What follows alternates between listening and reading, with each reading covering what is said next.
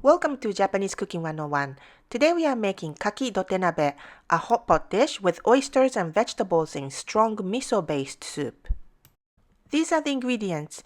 You can substitute with any vegetables you like. For miso paste, we use 2 different kinds of miso here, but you can also just use whatever the kind you have at home.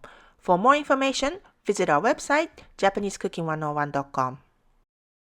First, we clean the oyster. Sprinkle a tablespoon of potato starch or cornstarch and gently rub oysters like that to clean.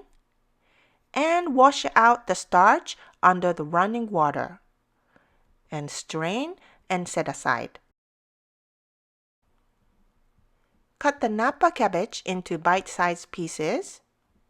And cut shungiku into 2-inch long. And slice long white onions diagonally. Remove the stems of shiitake mushroom and make decorative cross cuts on top if you like that. And cut the end of the enoki mushroom and pull apart into small bunches. Cut tofu into 12 slices. In a medium bowl, mix miso paste, sake, and mirin together. We are using a bit of red miso that has stronger flavor, but you can adjust the ratio of red and regular miso to your taste, or just use any kinds of miso you like. Now smear the miso mixture on the wall of a large ceramic pot. Dote means a river bank or mud wall, and dotenabe is called so because of the smeared miso paste wall and ledge made around the pot, looking like a bank. Lay vegetables and tofu, no particular order, but you can fill the pot as the vegetables will shrink once cooked.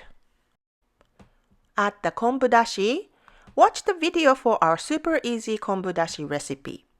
Put the pot on the stove and start cooking at medium heat. When vegetables are more than halfway done, add the oysters in the middle.